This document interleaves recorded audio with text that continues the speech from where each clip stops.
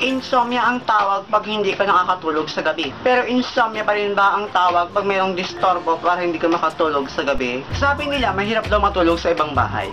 Kasi naninibago pa ang katawan mo sa lugar ng tinutulugan mo. Pero meron pa rin talagang iba. Kahit first time pa lang sa bahay, pag natulog, todo na. Kung makahilik, filat-home lang tayo, filat-home, home mo to, bahay mo to. Makahilik itong paktodo. Meron namang isa. Alam mo yung feeling na papatulog ka na, tapos mamaya-mayang konti, boom! Biglang may bobom, biglang may kakalabog. Eh di may gising ang diwa mo. Wala ang sutulog, umalis na. Isang factor na kailangan isang alang-alang mo para makatulog ka ng mahimbing ay ang komportableng higaan. Kailangan meron kang mabangong unan, ulit, kailangan meron kang mabangong unan, mabangong kumot at mabangong kama. Pag amoy ba niya sa laway na yan, te? Laban natin. Mura lang ang champion, 550, mas kalakta. Sa gabi, parang kagabi lang, ikot ka ng ikot sa kama dahil di ka makatulog. Yung kinukuha mo yung pinakagusto mong posing para talaga makatulog ka talaga na mahimbing. Pero hindi talaga nangyayari, hindi ka nakakatulog. BV. Sabi nila para daw makatulog na mahimbing sa gabi, drink milk. Pero I don't drink milk, so I don't recommend drinking milk. Okay, I don't drink milk. I hate milk. Oh my God. Sabi naman ng ilan, magbilang ka daw ng tupa. Pero ilang beses ko lang ginawa yan, di ba umepekto? Sino ba gumawa niyan? Sa'yo ba lang, try nyo na? Umepekto ba? Hindi. Si Mr. Ben lang gumawa niyan. Kaya ngayon, bibigyan ko kayo ng 10 paraan para makatulog kayo ng mahimbing sa inyong mga higaan. 1. Una, mag-isip ka ng mga bagay na gagawin mo bukas at ng mga bagay na gagawin mo sa mga nakaraan pang araw. Para mapapad ang isip mo at makatulog ka na. Tandaan, huwag na ka mag-iisip ng problema kung hindi ka makakatulog ng buong isang linggo. 2. Pangalawa, manood ka ng TV na nasa low volume nang mapagod ang mata mo at tumikit ng pusa. Manood ka ng Itanong Mo kay Brother Eddie ang Biblia sa Sagot. Informative na, makakatulog ka pa. 3. Kung alam mo mahihirapan ka ng matulog sa gabi, pagurin mo na ang sarili mo sa umaga. Nang sa gabi, mapagod ka at matulog ka bigla. Tandaan, huwag na huwag kang matutulog sa tanghali o sa hapon para makatulog ka sa gabi. Maingay lang, nakikisali. 4. Makinig ka ng mga slow jams na music, mga dancey, slow dance movement para maantok ka at ma-enjoy mo yung music at maantok, diba? Maantok. Para maantok ka.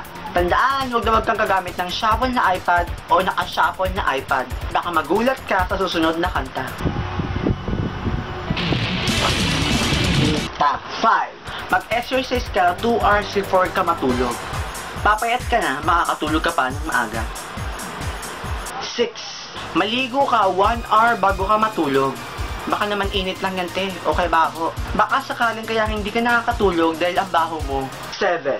Makipag-usap sa boring mong friend sa phone. 8. Kung depressed ka talaga. Ang init. Kung depressed ka talaga at di ka makatulog, uminom ka ng alcohol. Uminom ka ng liquor. Liquor pala. Isang Red Horse mucho lang yan at paniguradong suntok ka na at tulog. 9. Pag may pasok, read your notes bago ka matulog. Effective yan. Makakatulog ka agad. Ang gagawin naman bukas, oy. Dalang ano to siya? Ang alas at buwan ko. Tulog na ako. 10. Pang-10 at ang pinakahuli. Pumikit ka ng mataimtim at sabihin mo sa utak mo na matutulog ka. Utusan mo yan, utak mo yan eh. Clear your mind. Paniguraduhin mong walang distraction parang yung aso kanina. Paniguraduhin mong walang maingay. Mataimtim ang lugar. No distraction. At bago ka matulog, i-massage mo na ng konti ang iyong ulo nang makatulog ka talaga ng mahimbing. Ganito ang step. Ganyan. And then gaganon mo. And then ganon. Tulog na ako.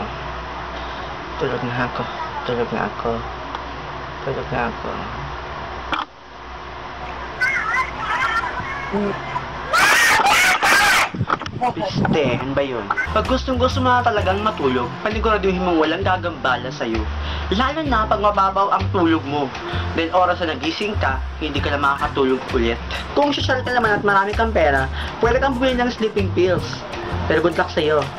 Baka pag na-overdose ka, hindi ka na magising. At syempre, kung di effective ang mga sinabi ko sa inyo, makipagkonsulta ka na sa doktor, baka problema mo na yan. Universal na reaksyon pag bigla kang nagising dahil sa ingay sa labas.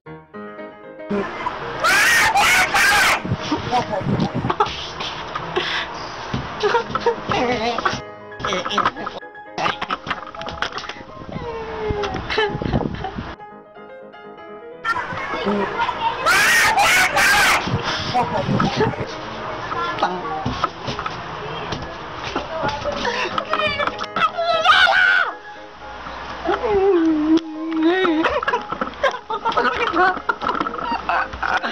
Alam mo yung feeling na nasa kalagitnaan ka ng tulog mo.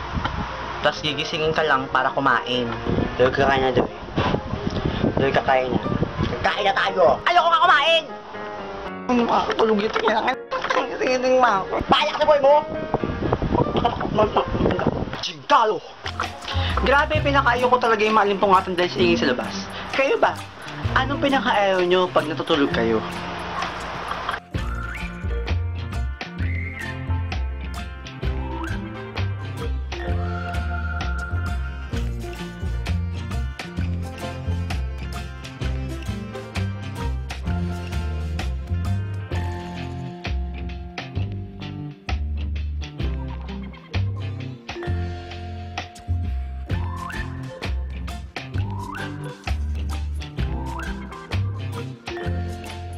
Gubong! Gubong! Gubong!